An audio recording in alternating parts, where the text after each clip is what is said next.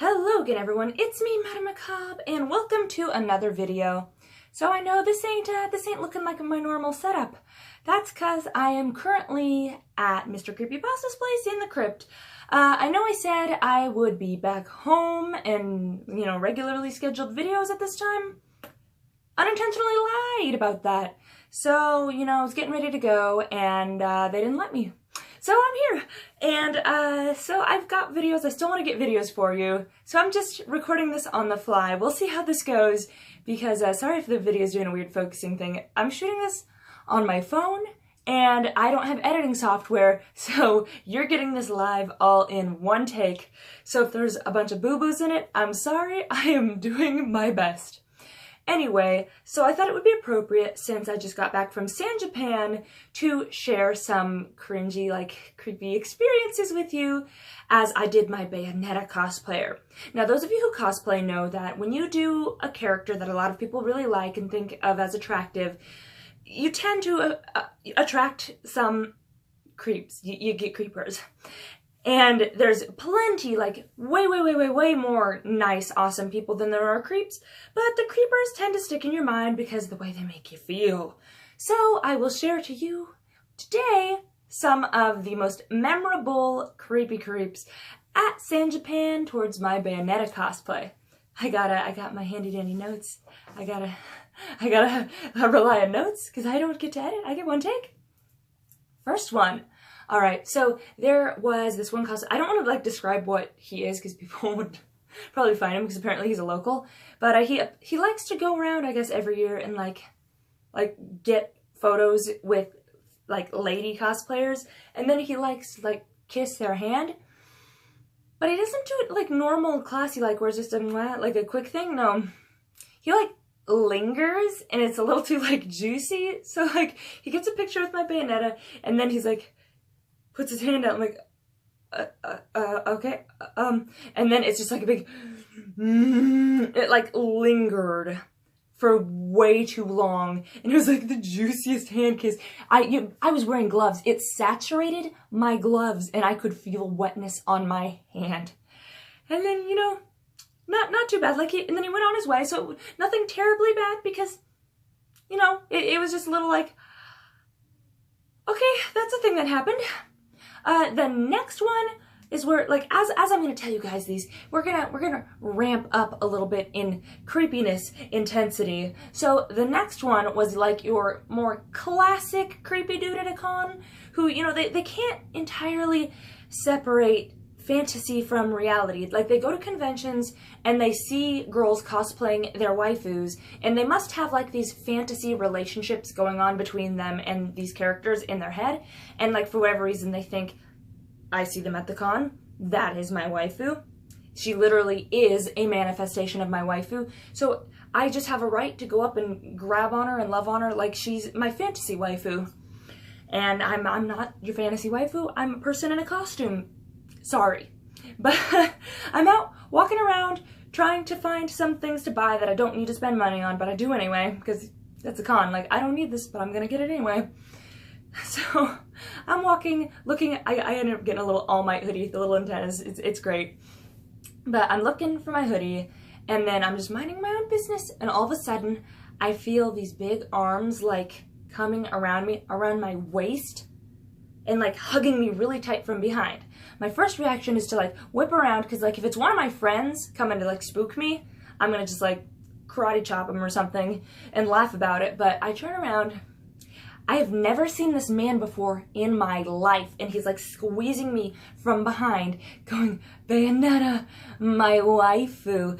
And I just froze like a deer in headlights, because what do you even do in that situation? I didn't have any handlers with me, it was just me trying to go shopping.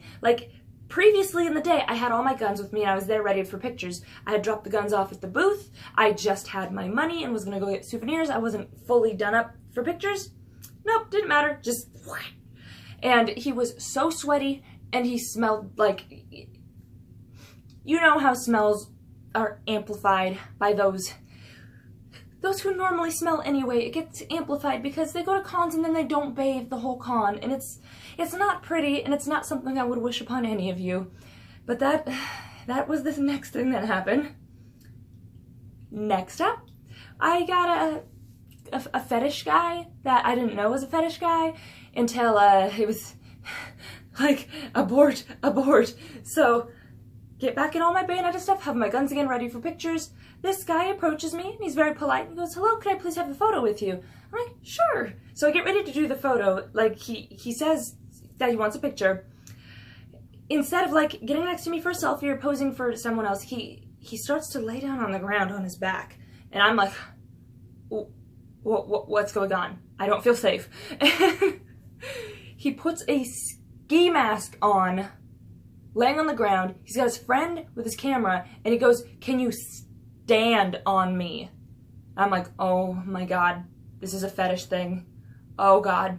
I'm wearing heels. I'm like, I'm not a small person. Like, there's a reason I can cosplay Bayonetta well, because in the heels, I'm 6 foot tall. In those big heels, like, it makes me a big girl. And I'm not gonna stand on you in heels and, like, kill you, or, like, God knows what, I don't know. Just, it was clearly a fetish thing, and I was really uncomfortable, so my way out of it was like, here, I will lift one foot up like I'm gonna kick you, and then I'll shoot the guns at you, but nah, man, I ain't gonna do it, no. So, then he left, and after he was gone, I had some friends find me and go, oh yeah, that dude's here, like, every year. He's a fetish guy, like, he asks all the girls to do that. I'm like, oh, great. I've been initiated in. Fantastic. And finally, I've got one particular story that I'm saving this for last because it was the most memorable for me personally. So at the end of the day, me and my friend, I think you guys know her as Ivy Chaplin, so we were headed out of the con. I was exhausted. I didn't want to be a Bayonetta anymore. It was San Antonio. It was hot and humid. I was in a pleather bodysuit with these big old heels. I felt like I was dying. Death and dying. I was done. And I just needed to go back to the hotel and change desperately. So she decided, yeah, I'll go with you. So we start heading back to the hotel, and, like, mind you, my feet are killing me, and it's like agony because we keep getting stopped. Like, every, like, 5 feet we have to stop because someone else wants a picture.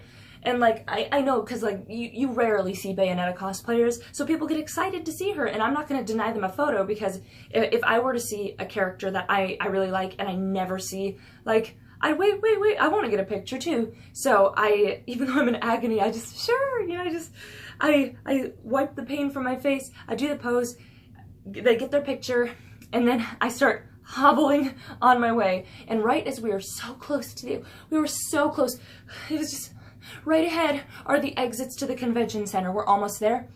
And then he calls out to us, Bayonetta, wait. And we turn around, and you know the old movie The Crow? There's a guy, a gentleman, cosplaying him. Not very well. Wearing like a tan trench coat, just his own hair. The way that Ivy had described it, just imagine Danny DeVito cosplaying the Crow. Except if Danny DeVito had, like, thinning, shoulder-length, extremely greasy, somewhat curled brown hair. And, like, he was sweating so much, most of the makeup was, like, melting off of him. And, like, the stripes on the face looked like they had been done with, like, one of those cheap Halloween store, like, crayon makeup things. It wasn't pretty. But I am not gonna judge. And, look, the only reason I'm being harsh on him is because of what he did. Because otherwise, like, I'll take a picture with him, and I'm not gonna, like, be nasty about cosplay unless you give me a reason to be. But, so, he comes up, he gets a picture. I'm like, okay. Like, he just, like, puts his arm around me, doesn't ask.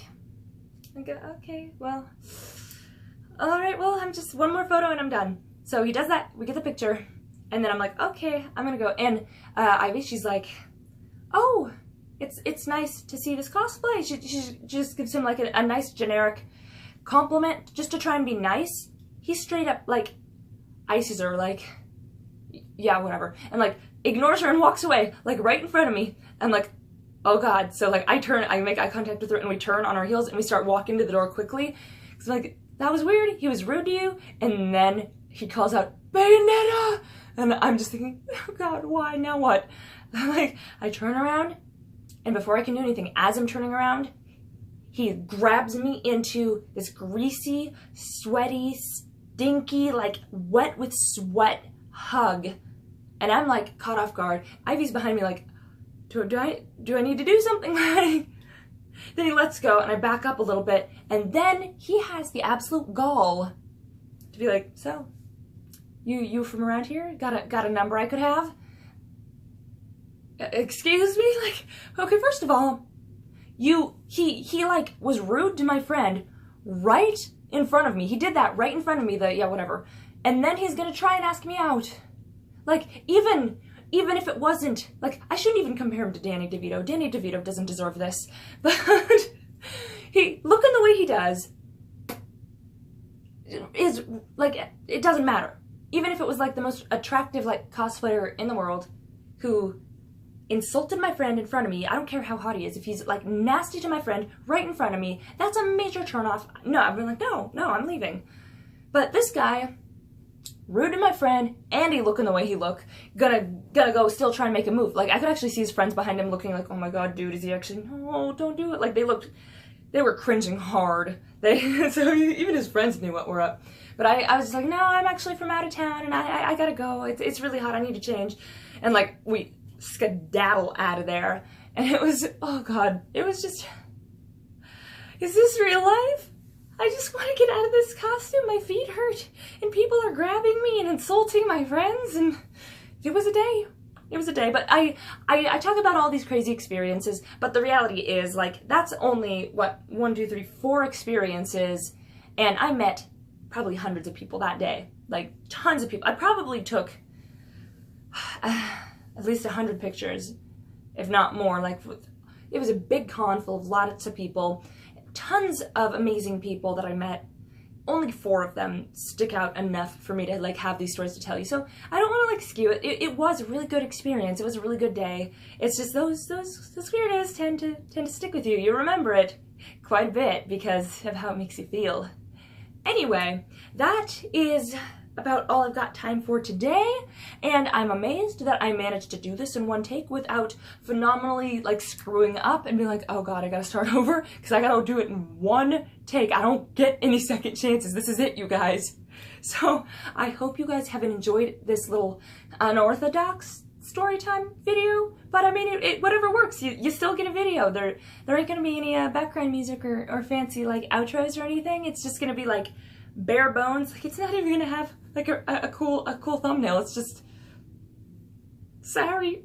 But I hope you guys enjoyed this, and I will see you next time with another unorthodox video. But after that, we will be back to business with our regularly scheduled programming. I feel like I should like knock on wood because, you know, that's what I said last time, and here we are. Anyway, I will catch you all next time, and until then, remember, stay creepy.